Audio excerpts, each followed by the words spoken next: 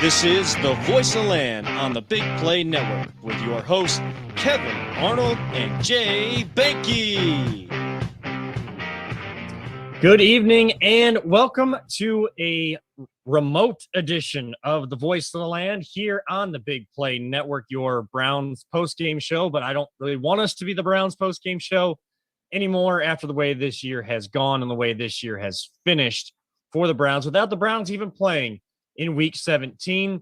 We are partnered with LPV Productions and sponsored by Vector Technical. They will get the right person in the right job the first time, and DP Construction LLC. Reach out to them for all your concrete construction needs. Their phone number, 330-217-4999.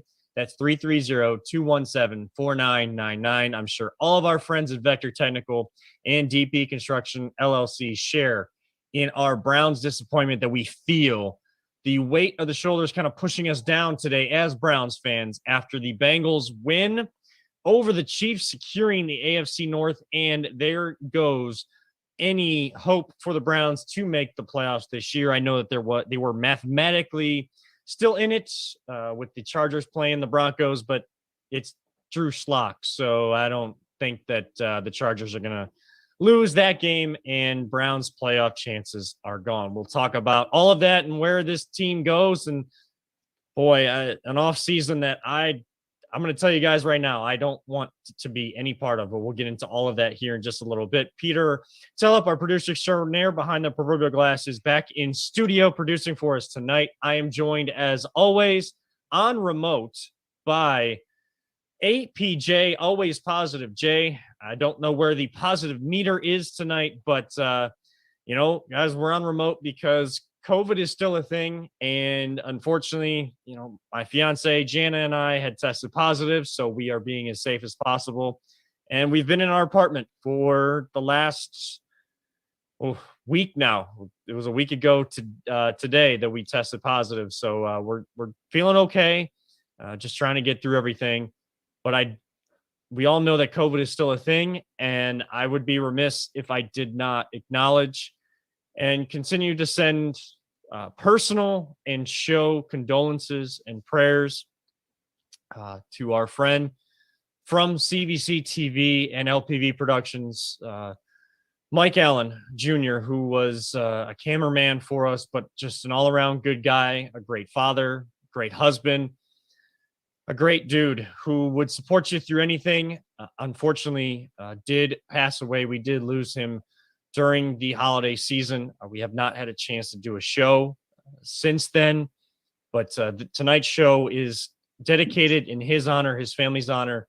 But everything that we do, everything that I do moving forward is going to be in Mike's honor and with a piece of Mike, because Peter, I know Jay, you never got a chance to meet him, but Peter, he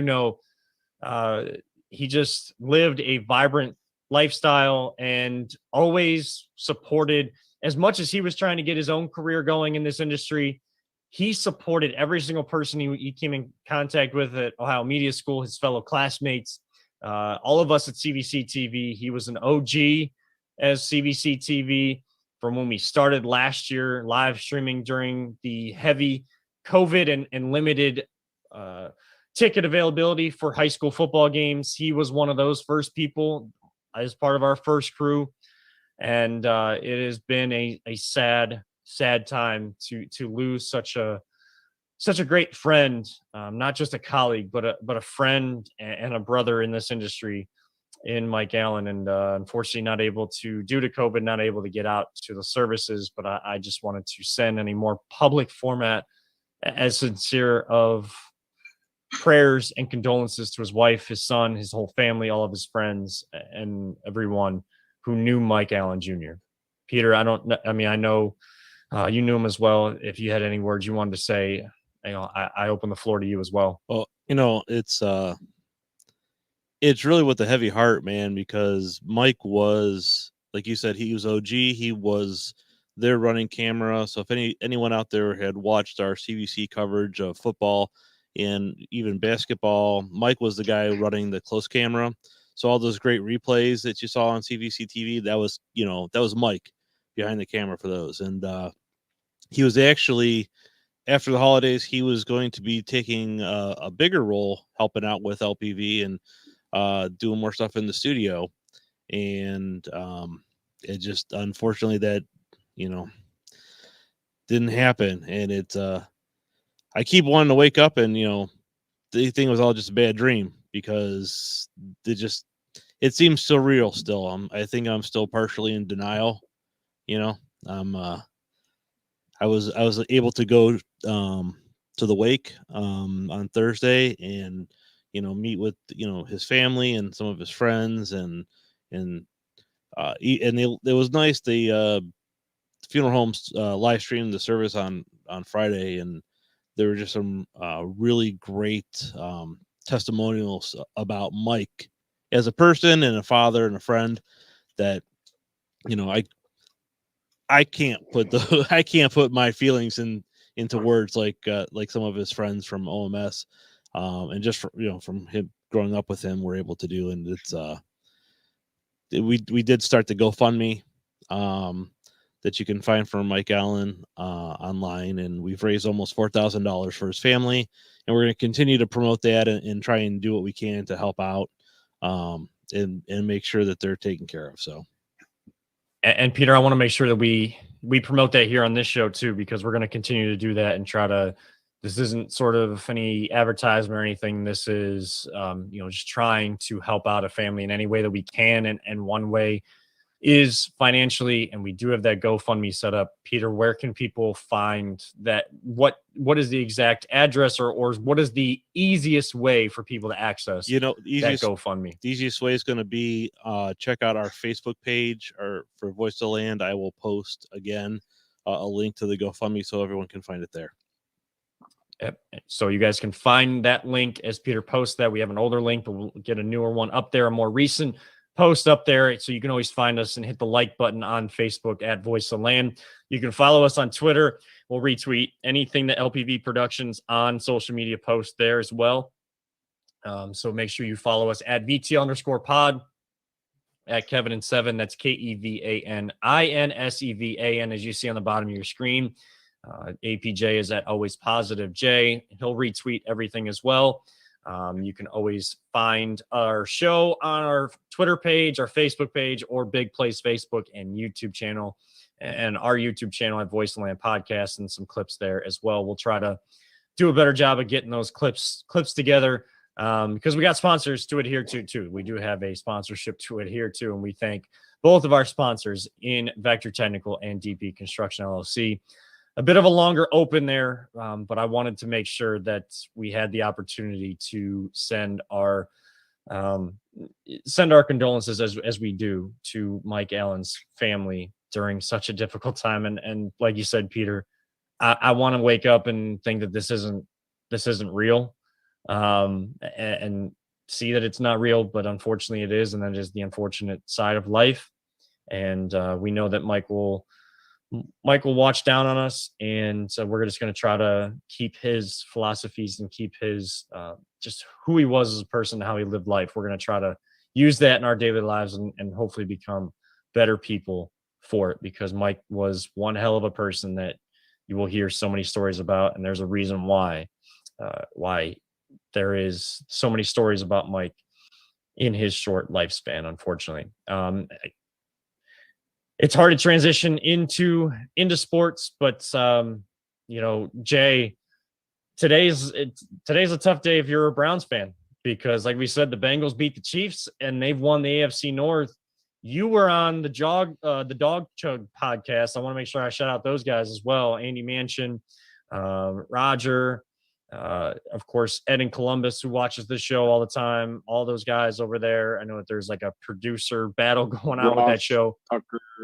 Ross something. I forget his name. Terrible with names. Yeah, I was hoping you would know the names because you went on the show, but I'm the worst at remembering names. If you haven't watched Tales of Tailgating, I forget 15 seconds after someone tells me. You know, as much as I kept asking if like we had another one, and we didn't. You only we're able to film a few of those this season.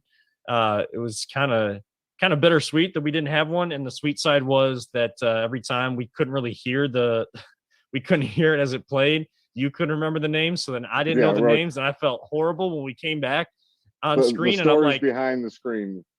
yeah, so those people in that vehicle, go check them out. I don't know their names, but if you find the vehicle, you'll be able to find, you can ask them their names or anything like that. Like, I always felt bad about that, but I just want to make sure that I had held up my end of the bargain. I said I was watching you on that show, and I said I would shout them out because those guys have a lot of fun on that one. There's a lot of fun podcasts and live streaming shows like ours out there who are fellow Browns fans who are feeling the same way. And Jay, I don't know. It felt like this season was over like a couple weeks ago, honestly.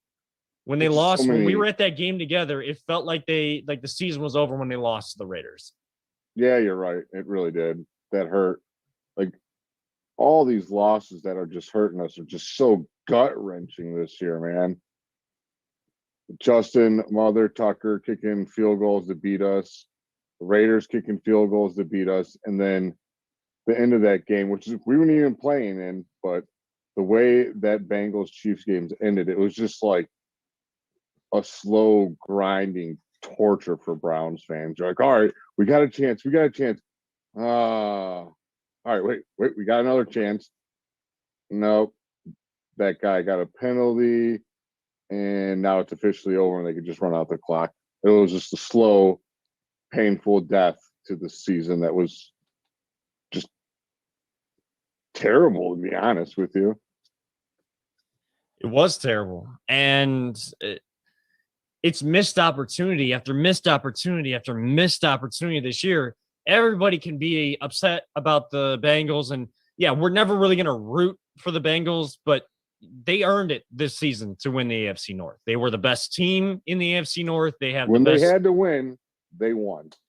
and they have the best QB to wide receiver combo that, we thought we were going to get with maybe, whether it was Baker and Odell or Baker and Jarvis. And we didn't get that. Cincinnati got that. And I saw someone put out the stat. I think it was, one of the beat reporters out there who has won the AFC North titles since 2002. The Bengals have 5 Daryl Ryder. since Daryl Ryder, yes, of 92.3 The Fan. The Bengals have 5 AFC North titles since 2002, and that's 3 years into the new era of the Cleveland Browns. Try to go back through, the Browns were in 2002, they were a wild card, in that 36-33 playoff game against the Steelers that the Steelers won. I mean, they went to the playoffs that year. 2007 was a season of dreams, and yet they didn't make the playoffs at all. Didn't win the division either. They would go to the playoffs last year. They beat the Steelers on the road, even in an empty Heinz Field. It always feels good to beat the Steelers there and make Big Ben cry those stupid tears down his face, his stupid, ugly face. And You're making me then feel better. Appreciate it. Those are sweet memories to me. I'm trying to, and yet we have an opportunity we had an opportunity this week in week 17 to do something similar to Big Ben.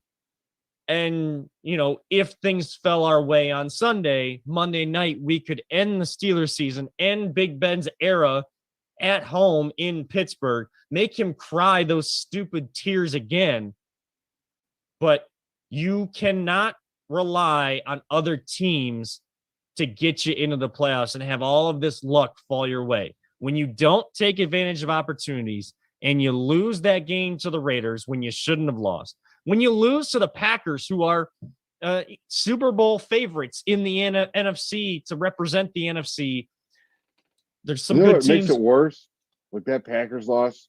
It's like, yeah, you shouldn't have lost it. That was right there for you. You should have won that. And with Even all with those 4 people interceptions, out, four interceptions. Yeah, so many people out with COVID. It's just like it wasn't meant to be this year for some reason. Like everything that went for us last year went against us this year, I feel like. And that's just the way it is, because the season started with a missed opportunity. You lost 33-29 to the Chiefs, and you had a chance to go down and try to win that game. Baker, whether he gets tripped or not, I'm not even going back to these stupid arguments because I can't. If I might start yelling and I might, people around this apartment building are going to get all upset because every single person's going to hear me. But this offseason is going to suck because the arguments, the excuses, all of this Browns Twitter crap is going to get out of control. And I'm not talking about every single person on Browns Twitter because there are a lot of realistic Browns fans, as we try to do here on the Voice of Land, bring you the voice of reason. Be as realistic as possible here on the show.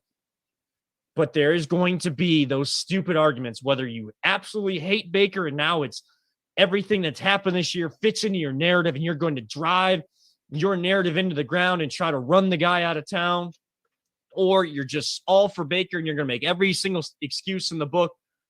Whether he got tripped or not in that game, he threw an interception. And he hasn't had a comeback win since, week 7 of last year at Cincinnati, or week 5, whatever that was early in that year. Countless time after time, opportunities are presented to this team and presented to Baker Mayfield. And they did not come through this year, whether through injury, COVID, whatever. The opportunities still presented themselves. Referees being horrible, as Peter likes to talk about. All of that, you still had opportunities to not allow other teams to dictate where your fate lied in the season.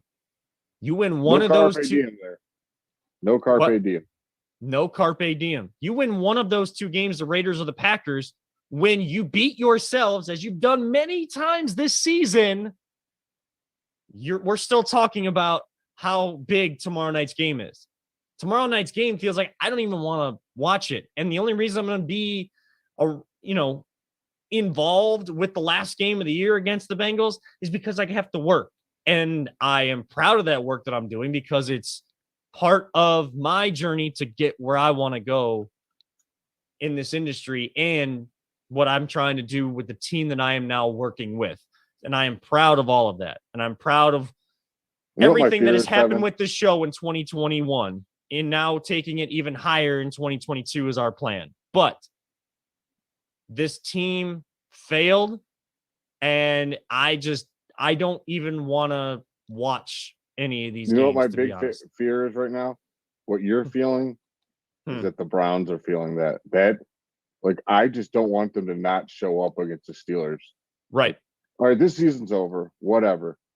Just beat the Steelers, dude. End it on a high note. Don't go in there like some people want to lose and get draft stock. But you got to beat the Steelers, man. That's your rivalry. That's like when Ohio State doesn't get into the national championship run, but you got that last game of the year where you could just really give something back to the fans. Just beat their asses. God, it's not that hard, guys. And we're gonna talk Buckeyes later too. We're gonna talk Buckeyes later too, and that game, especially by Jackson Smith and Jigba. We're gonna talk about them later on, but how that has a bit of an empty feel to it because 23. Because I gotta see where that kid's going. I need him on the Browns tomorrow, man. That's a career that you want to follow. But there's 2 other guys that opted out, and I know I think we need to have the conversation there was a big conversation that was started by Kirk Herbstreit, a former Ohio State quarterback. We'll talk about that a little bit later in the show as well. We're going to hit a break here in just a second. But what you're talking about, Jay, and beating your rival, and what I'm saying, I don't feel like I want to watch. Guess what? I'm going to, because we are Browns fans and we are there every single week and it does not change. Yes, it's a new year, but the pain of being a Browns fan is still present. And yet we are always going to be Browns fans. I'm never changing my allegiance to any other team. I'm not going to watch any other team. I'm still going to watch the Cleveland Browns, and I'm going to root like hell for whoever is in brown and orange every single year because I want this team to succeed. I'm done saying there's always next year. And we'll talk about why on the other side of the break. And the team in the city that we should all start really talking about, don't worry. We'll talk about them too. We'll let them know. This isn't working? All right. It's okay. I got something for you, buddy. Okay. All right. A nice little tease going into break, but we are going to hit our first break of the night. This is the Voice of the Land on the Big Play Network. Whether you're looking to hire new talent or start a new career, Vector Technical has you covered. Vector Technical is a 28-year-old staffing firm that has helped thousands of job seekers advance in their career with reputable partners throughout Northeastern Ohio. Vector Technical is more than just a temp agency. With an above average hire-in rate of 1 in 4 candidates, Vector works hard to connect the right person with the right opportunity the first time. Vector Technical hires for skilled manufacturing and light industrial work and is sure to have a career that you've been looking for. To learn more, visit our website at www.vectortechnicalinc.com. One. Welcome back to the Voice of the Land on the Big Play Network. Kevin Arnold alongside always positive Jay and our producer extraordinaire that you cannot see still. He just so happened to travel to the studio instead of to his own home studio, which when we did this before with Nick Paulus, the original co-host of the show, and we had to go into quarantine just because everything was shut down. I think we could see you at that time, Peter. Isn't that right? I don't remember if I put myself on camera. I know I was on camera for the draft show that we did. We did the live coverage of the draft show, and I was one of the 50 tiles on the screen for that. So yeah, that was fun. I was kind of hoping that we would have Peter on screen tonight. Like I was thinking we were going to be all remote and everything. I wasn't sure what your guys' plans were for tonight's show, but nonetheless, Peter is running the ones and twos back in studio and trying to make us sound as good as possible, as I am now trying to make myself sound a little bit better. My mother-in-law just so graciously over the holidays bought me a podcasting microphone, a Yeti X. So by Blue. So hopefully it sounds a little bit better when I have to do these remote broadcasts or maybe some guest appearances on other shows. So thank you to Janet Fenstermaker. I did get another gift from her. We'll talk about that, our holiday experiences in the last segment. And I don't know if you guys saw my picture of it, but a fun little gift that I got there that I will be using for a very long time, I believe. So that's a little tease for later. But we went into break talking about the Browns and how their season is basically over. And Jay, you said you had something for me, and boy, did you make a quick change in that. It's kind of like a Saturday Night Live type change, man. I figured, man, it's time to talk Cavs. You like to be the Iron Man, end it with Love You 3000. Came out with the Iron Man Cavs shirt on. We're ready to go, my man. We're ready to go. Yeah, we'll talk Cavs here in just a second. They're playing the Indiana Pacers down at Rocket Mortgage Fieldhouse as we speak. Looking at the updates, Cavs are up 50 as of 19 minutes ago. I'm sure they're playing in the third quarter now, but halftime score was Cavs 58, Pacers 56. What does Mobley have? Mobley. Yeah, I'm going to get you that here in just 1 second because I had to turn off Wi-Fi on my phone, so it's not going to work as well with the reception that we have here. Pacers are actually on top now, 68-66. They've outscored the Cavs in the third quarter, 12-8. As we look at the box score, looks like Evan Mobley in 23 minutes already has 18 points, 2 assists, and 7 rebounds on the night. He's 9 of 14. 64% from the floor. So he is the leading point scorer on the floor for the Cavs right now. Jared Allen has 10 points, 4 rebounds, and then everybody else kind of with about 5 or 7 points. Kevin Pangos getting the start again at point guard. We'll talk about the newest addition to the Cavs, and unfortunately the newest subtraction due to injury for the Cavs here in just 1 second. But Jay, there's a reason why you changed your shirt. There's a reason why we need to let them know. And our friend Jared Bates is telling everybody, he's telling us to preach. He's commenting on Facebook, letting us know that, doing a good job, but also we got to preach. The simple fact is, Jay, to sum it all up for the Browns, is they cost themselves a special year. They've cost themselves a special year all year long. Yeah. And I mean, I don't want to sit here and try to make excuses, but I'm going to sit here and make excuses.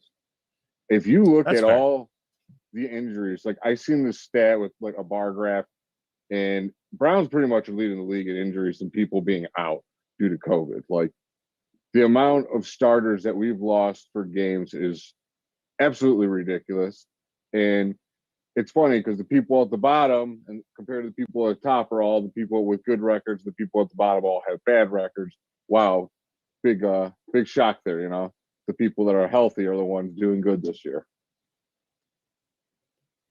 I mean, dude, we lost Landry, and I mean this show loves Landry, and he's Yeah. never been the same this whole season. You lost Kareem Hunt, who is a massive spark plug in there. You got Odell, who wants to quit the whole season. Then we had to get rid of him. And Baker, Well, I he don't kept care your what season anyone alive today, says. though. He kept your season alive. Yeah, I mean, he did good there because he wanted to For like play 2 there. minutes. He was not giving effort here. I don't care what anyone says. Because the guy was dropping passes, wasn't running routes, wasn't focused. If you don't want to be somewhere, you can't be your best. I don't blame him. Whatever. It's not a big deal. I'm not mad at him. You got Baker, who has made bad decisions, don't get me wrong, but I don't care what anyone says. You can pinpoint his season getting derailed from that tackle. Like he was one of the best quarterbacks in the league before that happened. Like he was throwing like 70% accuracy or something. Like he was playing really, really good. Got hurt, boom, all of a sudden he wasn't that great all. And everyone wants to get rid of him. Well, here to tell you guys, he's coming back next year. And that'll be the year that he has to prove himself. Yeah. But you're right. I mean, you're right. They did blow so many opportunities. With all that, they could have overcame all that, rolled into this postseason saying we overcame all that stuff, and now we're stronger than ever. But too many times they fell short, and now they're going to be sitting at home watching everybody else play in the playoffs. And remember talking last year, and just even you and I through Twitter, conversations when we got together about how like this team overcame so much adversity and it was building a culture. Where is that culture this year? Again, we have one good year and it goes right in the crapper again. I'm sick and tired of having to say there's always next year. I'm sick and tired of having to say that, it was just a flash in the pan. Why don't we ever get to have nice things here in Cleveland? You know why? Because people continuously, I don't know what it is, a dark cloud, some sort of dark magic in Berea, but there is this curse of Paul Brown. The curse of Paul Brown, the curse of something where even if the people show that they don't think that they're smarter than everybody else, somehow their mentalities, their philosophies, what we see, what happens on the field from one good year to the next year is we're smarter than everybody else. We're going to show them that, oh yeah, like we can be a passing team. We don't have to run the football. You have two of the best running backs in the league, and I know Kareem Hunt's been out. Dearness Johnson has come in and played well, but you neglect to go with the run. The Tennessee Titans relied heavily on Derrick Henry and played pretty well. Now, they're still the number one seed in the AFC because guess what? They established a culture and kept a culture. So people that step in when guys step out don't have some sort of ego or don't have any sort of sense of, I don't know what I'm doing out here on the field or what my role actually is. You have arguably the best running back in the league, and you did not continue to find a way to use your best asset to still be a running football team. You tried to be a passing football team that has a really good running back. You should be a running football team with having one of the best running backs on your team to then set up the passes you did last year. And whatever Baker was able to do once he went for that stupid ass tackle in week 2 and cost himself his shoulder, albeit non-throwing, Alex Van Pelt this week, finally, with 2 weeks to go, is saying that, yeah, the harness has hindered Baker Mayfield. Well, we can tell it's hindered him, but you shouldn't be throwing a ball so bad that now you're pressed into duty to try to even make a tackle so a guy doesn't run it back on you all the way down the field. But you're you're playing stupid. Everybody has played stupid at some point this year. Even the defense has played stupid at some point this year. I'm not calling for anybody to be fired. No, that's not what this is. This is a lost season of missed opportunities, and when is enough? I'm done with the jokes. I'm done with the stupid 0-16 parades. I don't care if those people that organize that are on the same network. I'm sick and tired of that crap. I want good football and not have to worry about who stupid ass person is saying in the media about our city and about this team again. I don't want to have these stupid arguments and fans that have arguments back and forth about, well, Baker hasn't had this and Baker hasn't had that. Guess what? Baker's sucked. The Browns have sucked, and it's not just good enough because we have a quarterback that keeps us away from being 0-16. That's not good enough anymore. Cleveland, the expectations have changed, and they should have always been changed. And when you go out there as fans and make your own jokes, guess what? When you complain about the national media making the same joke, you only have yourself to blame as well. I don't want a whole long off season about this guy's going to come in and save the day. This guy's going to come in and save the day. No, you know who's going to save the day?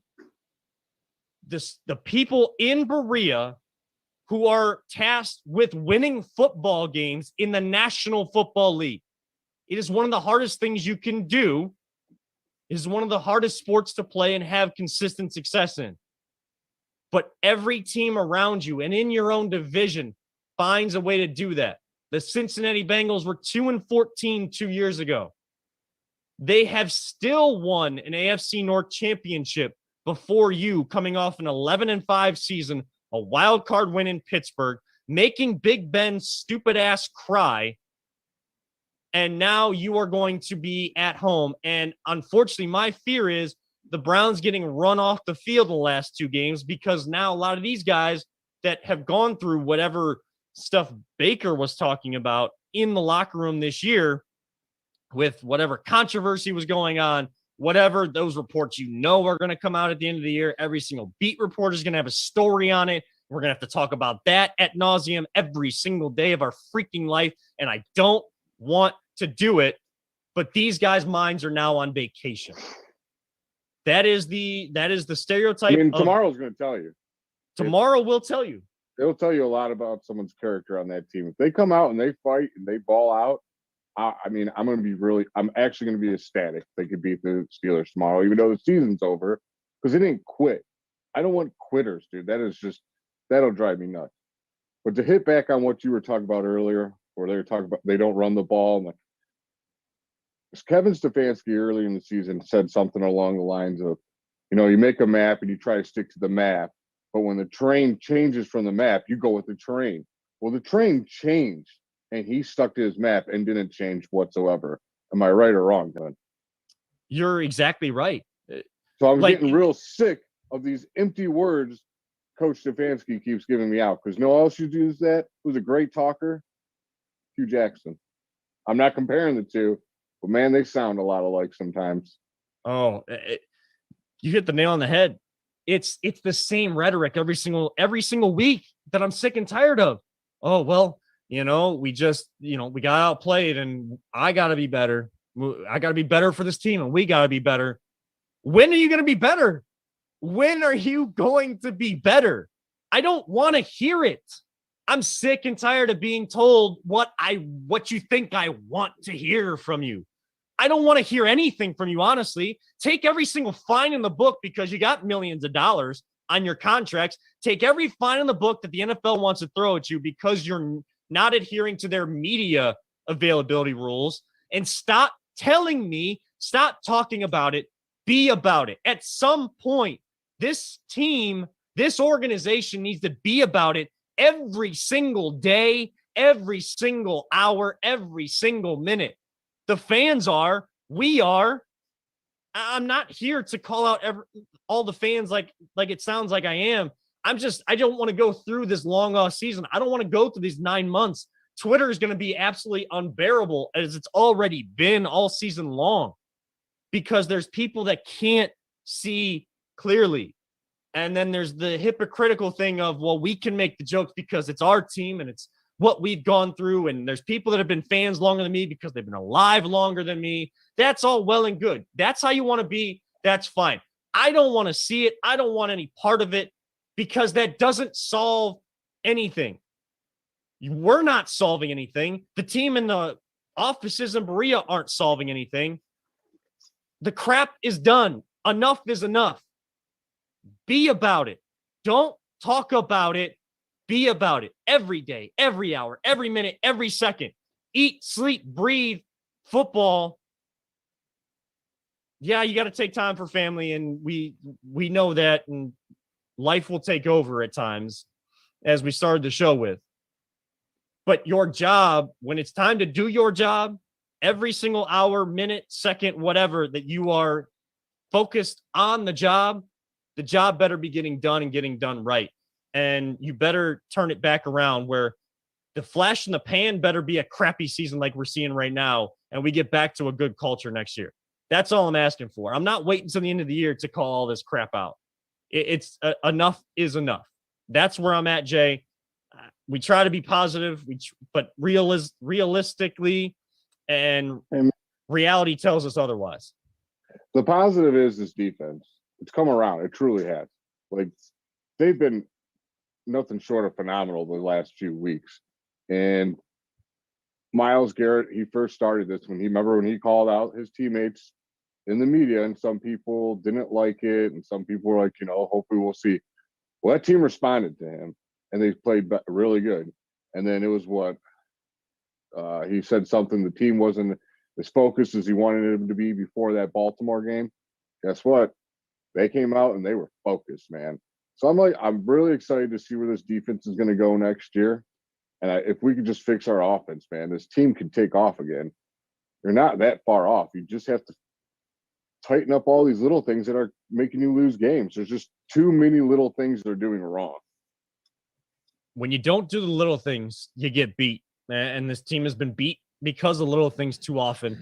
I'm not calling for anybody to lose their job. I'm number one. That will never be me, because as much as they make more probably in a day than I may see in my entire life or half of my lifetime, I don't ever want to see anybody lose their job. And saw a lot of people, long as, like I said, just don't pull a Kenny Britt, who I was already getting into with Twitter today. Just pulling in a paycheck like that. That's those rare. There's always an exception to the rule, but I'm not going to call for people to lose their job. I'm not going to be run them out of town guy. If there are other fans that are, whether on national or local airwaves or just on Twitter, again, do you? I'm not here to tell anybody who to be or what is going on. I'm just telling you what I don't want to see or what I'm not going to be involved with this offseason. But I'm not going to be run them out of town guy. The NFL, we already know, is not for long anyways. So if someone's going to lose a job in the NFL, it's because they ran themselves out of town. I'm not going to need to do that. Their body of work is going to do that for them. Or you just run out of the stadium. That's another way to lose your job. Yeah, that's true too. I mean, I don't even think he cares about that. So, I'm not ever going to make fun of that guy, that man. He has serious mental issues. Like, he needs help. And you don't do that if you're just completely fine in your head. Like, I hope he finds the help that he needs. Yeah. And you know what? As frustrating as the Browns are, we already know that there are more important things in life. So if there are people out there that need the help, don't be afraid to reach out and ask for it. I think that is a vital lesson there, Jay, to kind of take us into our second break of the night in a nice kind of, I guess I wouldn't say calming, but dose of reality to let us know that, you know what, all of my frustration is out. I'm moving on, and I'm moving on to the basketball court. On the other side of this break, Jay and I will talk Cavs basketball, where they stand against the Pacers, but also, what kind of chances do they have at themselves making a playoff run still, with some of the COVID and injury issues they've had to deal with already as a young team, just trying to find a way and find a winning culture. down at Rocket Mortgage Fieldhouse. We'll talk about all that and more on the other side. This is the Voice of Land on the Big Play Network. Are you struggling to hire the right talent or maybe even find the right career? Vector Technical makes it easy. Since 1992, Vector has provided Ohio employers with a reliable process for hiring and have helped thousands of job seekers advance in their careers. Vector Technical is more than just a temp agency. We invest time to get to know each client and candidate personally. Vector places people in job opportunities that they are truly excited about. Interested in learning more? Visit our website at www.vectortechnicalinc.com to see a full list of our current job opportunities and to find out what Vector Technical can offer you.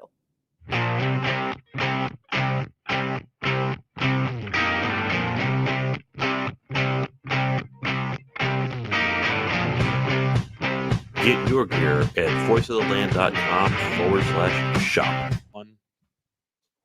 Welcome back to the Voice of Land here on the Big Play Network.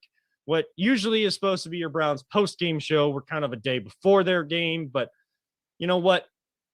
I kind of said it, and I responded to our owner and creator of Big Play, Dave, who said on Twitter that his own show, the Big Play Reflux Show with himself, Chris McNeil, Nick Padone, Gabby Cruz, Dollar Dog Nick, Dollar Dog Sports, all of those guys that are on Monday nights, they are going to be a Cavs podcast. And you know what? We need to really start talking more Cavs basketball here on the Voice of the Land. Jay has got his special Iron Man Cleveland Cavaliers shirt. They are trailing right now to the Indiana Pacers at home with 55 seconds left in the third quarter, 84-82. So it's been a back and forth affair down there at Rocket Mortgage Fieldhouse. High point man for the Cavs. Mobley at 18. Yeah, Mobley at 18 points. Next closest to him is Jared Allen with 14 points. If we look at the Indiana Pacers leading their side, Domantas Sabonis has 24 points, and they've gotten 15 points off the bench by Drew Holiday. So he's always been a bench scorer, has been Holiday, and really that whole family, the Holiday family, has been kind of that bench scorer. So can always go get their own shot. Ohio State products, Dwayne Washington started for them tonight. He's got 14 points at the point guard spot for them. So in 23 minutes. So you don't want to, you're not going to root for guys unless they play for your team. But, we knew Dwayne Washington could score from what we saw at his time in Ohio State. But Jay, I guess we got to start with the Cavs with Ricky Rubio. We want to send all of our best to Ricky Rubio, who went down and tore his ACL. That hurt, man. I felt so bad for him. One of the biggest signings, or I think it was a trade actually that got him here, but one of the biggest acquisitions this offseason, and that nobody really talked about, was Ricky Rubio. What have we been asking about for as fans of the Cavs for so long? We wanted backup point guard, but veteran backup point guard who could settle things down.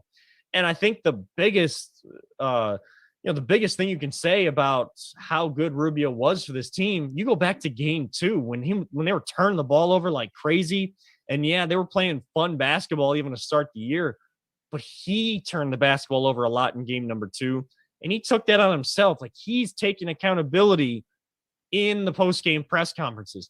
I know I just said I don't want to really hear from the Browns in post-game press conferences, but when you're telling me what I want to hear, but you're also acting on it on the floor or on the field, you know what? It resonates more. It's more genuine. It makes more sense. But like we said earlier, Miles spoke in the media.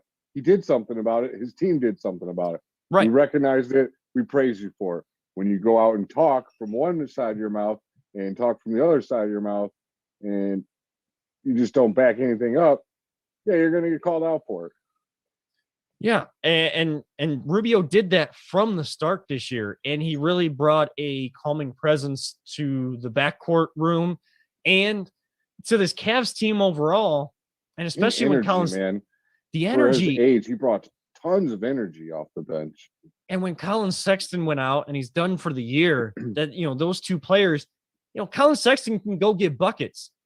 And that's a key piece that this team is missing, and a key guy that's missing out on this culture that's being built here this year under JB Bickerstaff and some of these veterans that have come in and bought into what Bickerstaff is trying to do.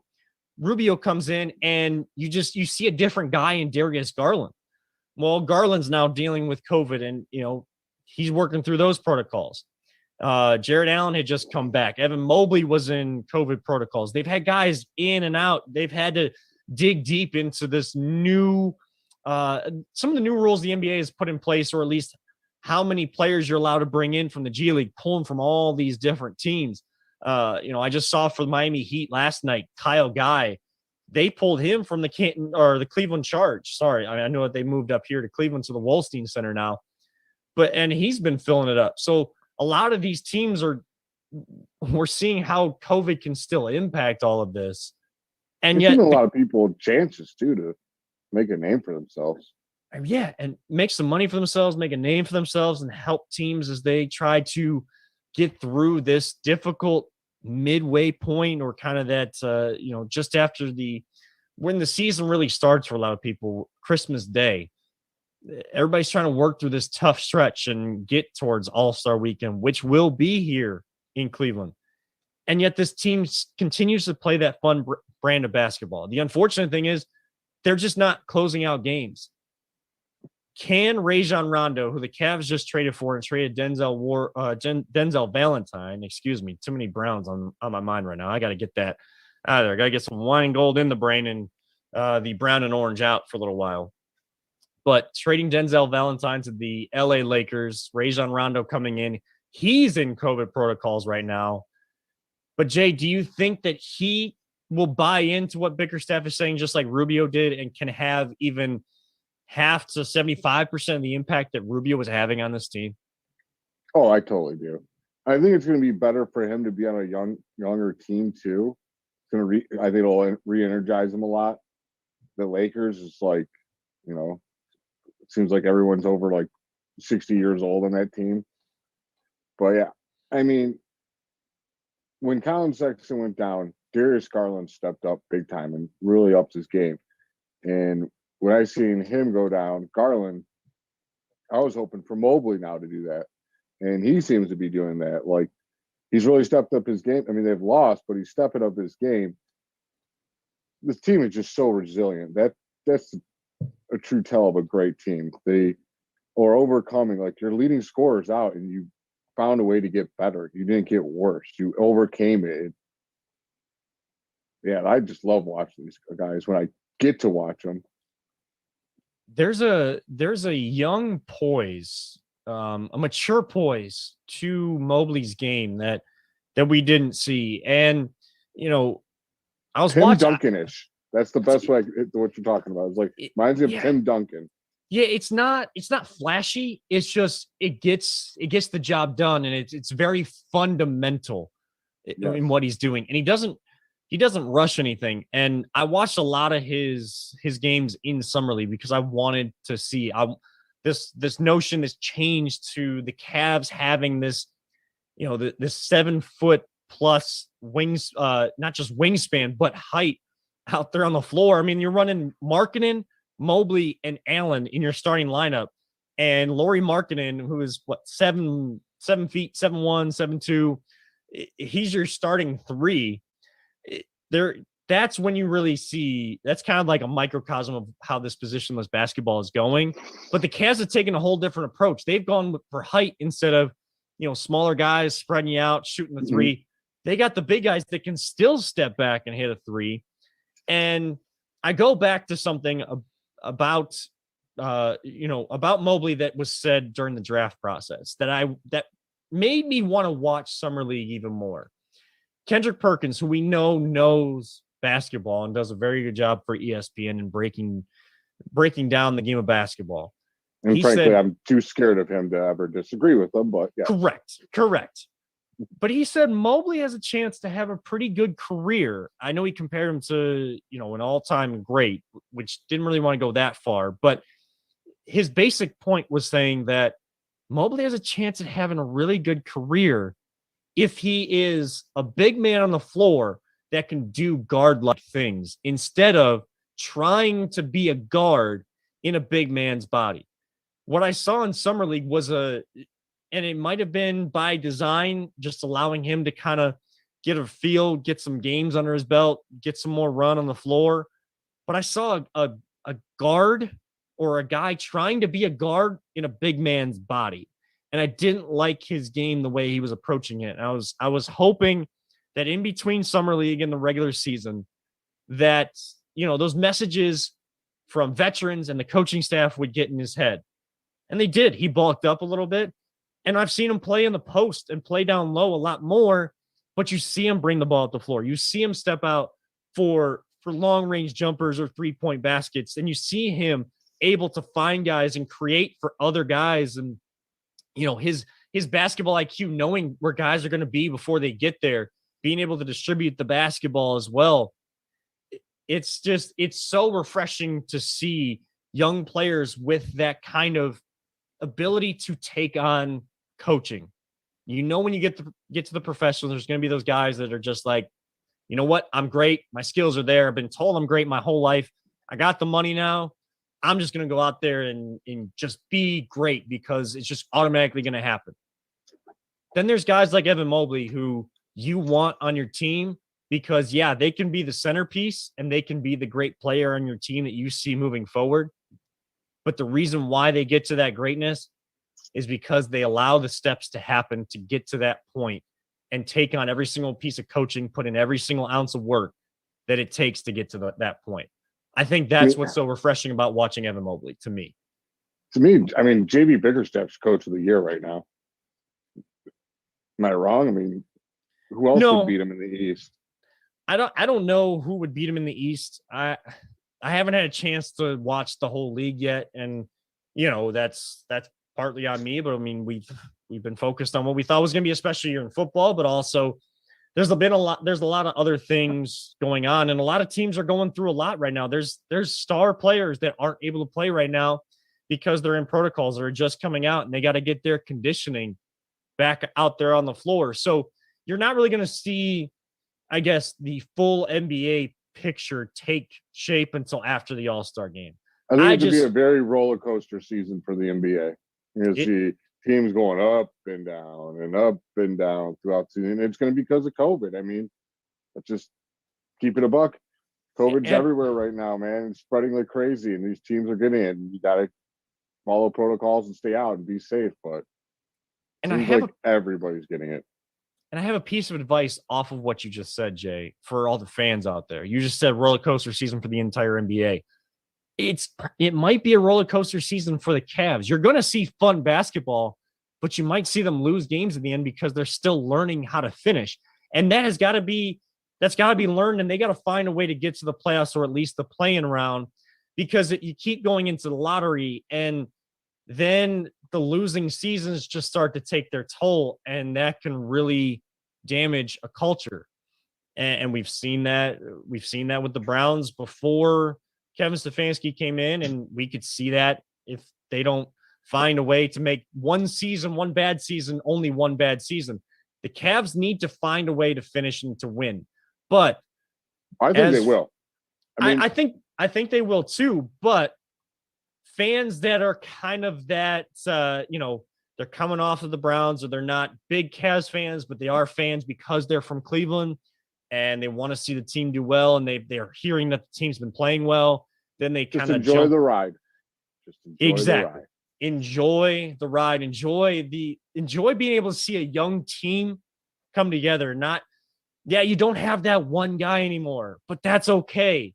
You're going to see team basketball and a young group get to come together and find a way, build their identity, make their identity, and allow the city's identity to kind of take shape. And if this team sees how this city embraces our sports teams and vice versa, it's going to be something special as the years go on. And it could be something special this year. I'm not saying championship or anything like that, but the playoffs are well within reach for this team still. And they were up 88-84 at the end. They went on an 8-0 run to end the third quarter. I'll get a check here during our last break. But, enjoy the ride, as APJ said. Enjoy it. We couldn't with the Browns because there was so much angst, so much anticipation, so much we expected out of this team this year. And we need to keep those expectations for the Browns and for our sports teams. We can't just, laugh off crap seasons anymore. But with this group, especially for what they are trying to build here, the actual crux of what they're trying to build as the Cleveland Cavaliers organization and team, enjoy the ride. Just sit back, take a deep breath, enjoy the ride, and enjoy fun basketball back down at Rocket Mortgage Fieldhouse. They lost the other day, but Evan Mobley did something I ain't seen since Dr. J. I mean, they're doing they're on Sports Center now. You've seen them in the top plate, but that up and under move from a 7-footer was unreal. And yeah, they lost, but they were fun to watch.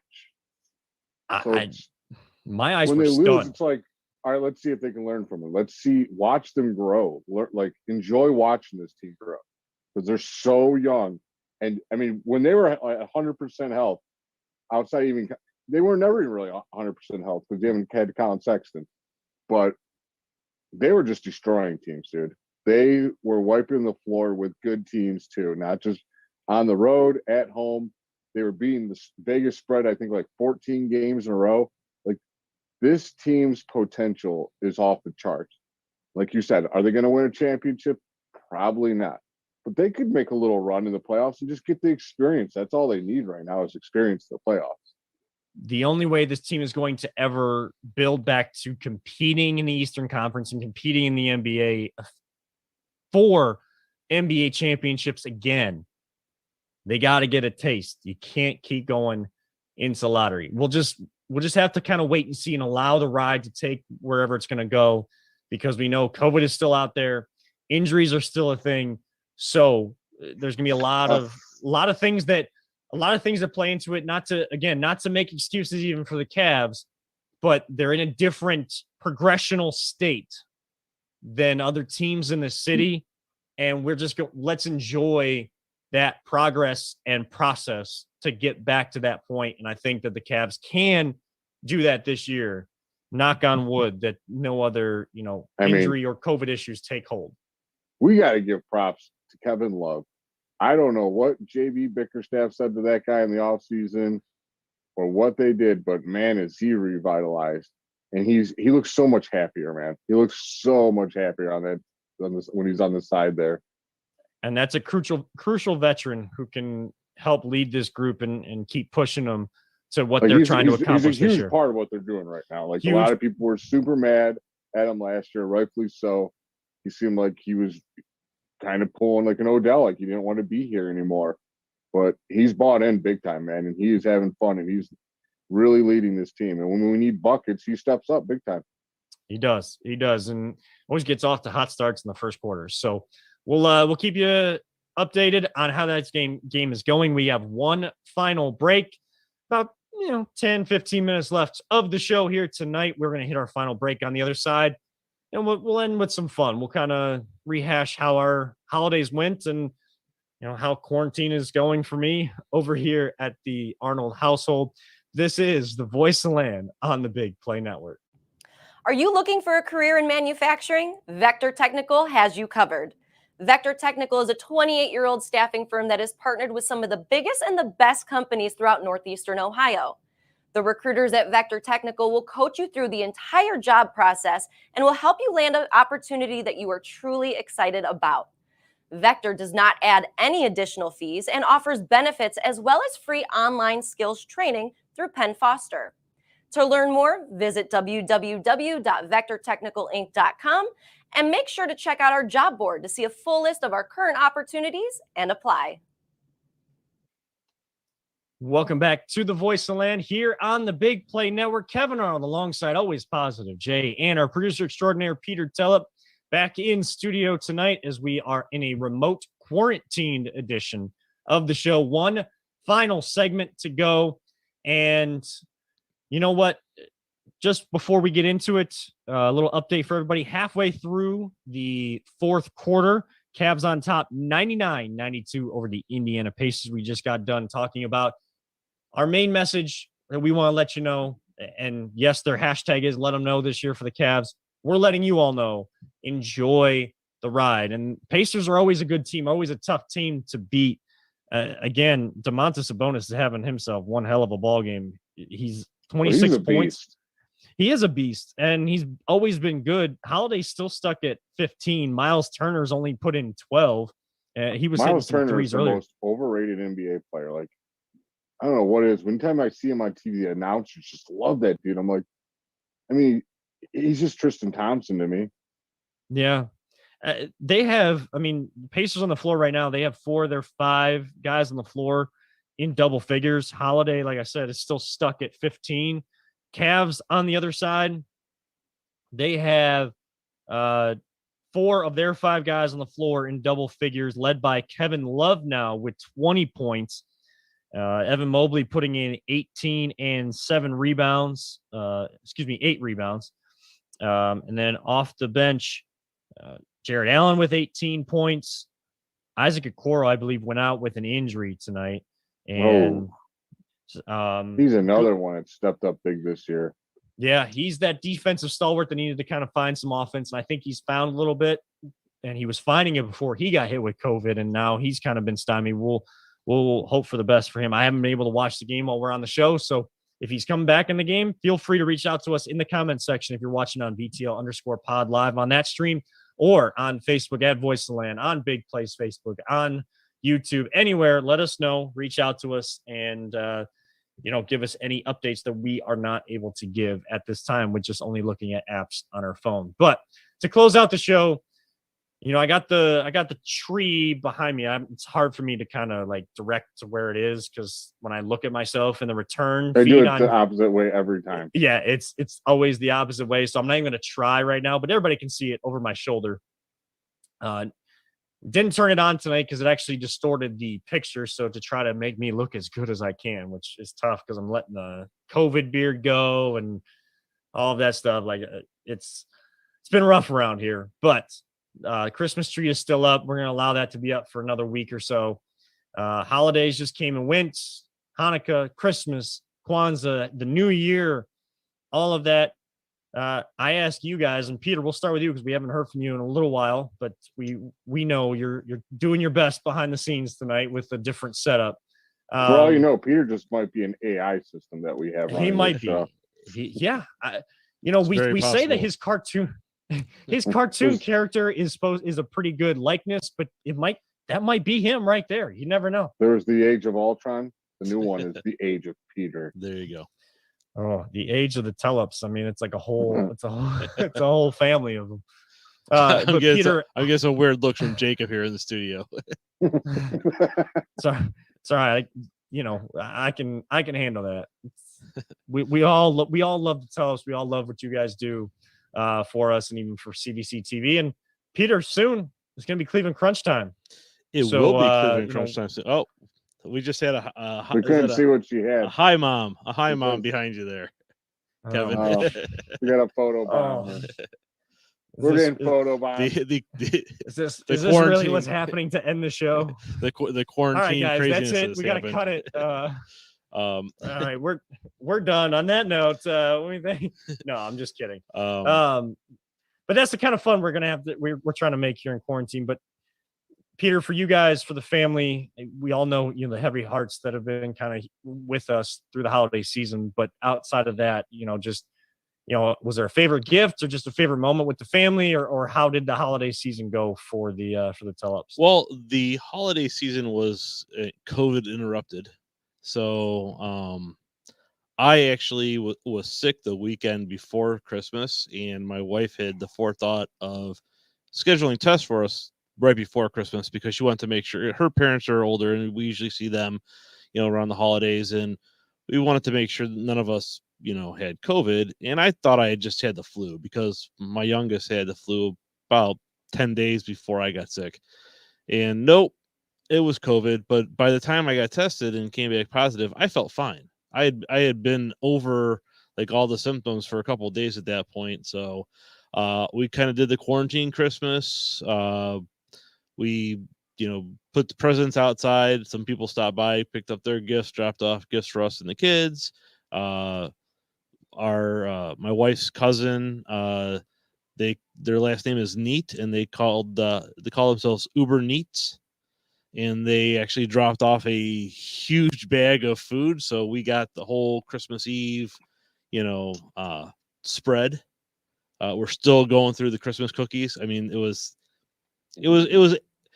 for being as weird as I it love was. Christmas cookies. I know, but for being as weird as it was with the COVID stuff and everything and quarantining, it was really a nice Christmas. Spent a lot of time with the family. I'm kind of hard to shop for because if I want something, I kind of just go get it. Debbie surprised me with a really nice a man crate, which is kind of a neat thing. It's that you have to pry it open, and I love like Moscow mules, and it was a mule kit. So it had the ginger beer, it had the copper mugs, it had the silicone molds for like the square ice cubes and everything. So really kind of a nice gift I wasn't expecting. I have to say, though, probably my favorite present, though, was what Jacob got, which was Madden 22 for the Xbox, because we've actually spent a lot of time over Christmas break playing Madden. Jacob and I, and even Joe, getting in on it. And I'd like to say that I'm pretty sure I haven't lost any of them yet. I'll have to play you. So- I think I can download it on my Xbox. But Jake trying to remember here if he beat me one time or not, but he came close a few times, I know. Oh, he said he beat me once. I don't remember that. So I'm pretty much a free win. Like, I'm terrible at video games. you know what? I'm not great at Madden, but it's a lot of fun. And it really is just really a fun game, and for the most part, had a good holiday season. Like we said with the Mike's passing, it was definitely bittersweet. But trying to get focus on the family and moving forward in 2022 and seeing what we can do with everything. So here's hoping everything goes well. Yeah, and we would be remiss if we didn't send our condolences and prayers to the Madden family, as well, as we lost an absolute legend in John Madden, who, of course, with the video game, but longtime player, coach, broadcaster, been entrenched in the NFL for so long, been watching it. I think he even watched it up to his unfortunate final days as well. So we send condolences there. And unfortunately, over the holiday season, ESPN Chicago lost longtime beat reporter. I guess I'm missing his first name, but Mr. Dickerson, who, as he was known to the Bears community there, he always someone that played a big role on ESPN radio and some of the national broadcasts as well. So we send condolences and prayers there. A lot of unfortunate losses. And just before the new year, we all thought that Betty White was going to make it to 100 years old, but unfortunately, also, of course, was on hot in Cleveland and was a fan of the Browns, and the Indians and Cavs kind of had an affinity for the city of Cleveland as well. But we send condolences to the Betty White's family and friends and colleagues over time as well. Too many gone, but we remember them all, and we try to live on through them and through their memories and celebrate what they brought to this world, as we do with all of them that we've kind of mentioned here tonight. Jay, I know, again, tough holiday season with some of the people that we lost, but for you guys over there at the Banky household, how was the holiday season? I haven't a chance to even talk to you guys since our last show. I didn't get COVID, but her side of the family got COVID. My side of the family got COVID. So Christmas Day, it was just me and her, which was great. And today, actually, I went to my dad's side of the family, and he just makes this monstrosity of a breakfast. That's always awesome. So, I mean, it sucked that we couldn't go out on Christmas, but I just consider, I was like, whatever, it's just an extended season this year to me. So made the best of it. Favorite gift I got, I'm wearing them, is my Beats headphones. But I have to admit, a close second is I got a Belgian waffle maker, a double Belgian waffle maker, which I'm a sucker for those things. I absolutely love Belgian waffles. Can't go wrong there with a good Belgian waffle. No. It's been It's been tough. That's one of the tougher things to try to find a good gluten-free waffle. I found some like frozen waffles are actually pretty good, but like to make one, you got to find like just the right batter that's like gluten-free and everything. I think both families, the in-laws and my family, both found kind of some good options there. So we have a waffle maker here. We're going to be trying our own version of them out here soon. You can't go wrong with a Belgian waffle maker, that's for sure. But you guys know we've been, Jana and I have been kind of locked up for the last 7 days now. We get out in a couple of days. I think she goes back to work in a couple of days, just like Now I they're gonna do. release you guys to the wild again, huh? Yeah, I don't know. I mean, her, you can she's good for society. She's good for all that. People may think that they want to keep me locked up in here. I don't know. We'll see. Some people call me a wild man. I don't know. But did get a chance before we did test positive to, kind of be around family and share gifts and stuff over the last week or so before that time. And, it's always a good reminder on the holiday time, as much as we're entrenched in the playoff races in the NFL and the NBA seasons are getting going. If we're sports fans, baseball fans are waiting for the turn of the year, because then you get that itch for spring training because you want to feel that warmth because it's been so cold. But, holiday time is definitely a good time to remind you of what really matters. That's family, that's friends, that's just the people that matter most to you, and taking care of them the best that you can. I guess looking at some of my gifts, I always like when people light up when I give them something. It's now kind of gotten to the point of life, at the 30-year mark of like, I want to give one of the best gifts. I don't necessarily need anything totally agree with anymore. you. Like, you want other people that you care about, you want their faces to light up. But, of course, getting this microphone that we're using here tonight, this Yeti X, that's, top of the list. But I got a lot of cool artwork, the stuff that you guys see behind Jay tonight. I got some stuff that's very similar to that. So next time I have to go remote, hopefully there's a better sports scene behind me. My sister from Seattle and her husband, Travis, got a lot of good stuff there. Gianna got me a lot of fun things. The family got us a lot of fun things. But my favorite gift is sitting next to me. And I don't know that you guys will be able to see it, so I'll read it to you.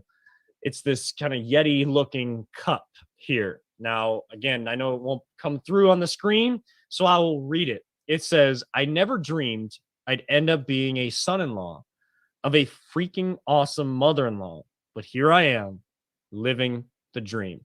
And she did this on her Cricut, like all the lettering and everything. She put that together.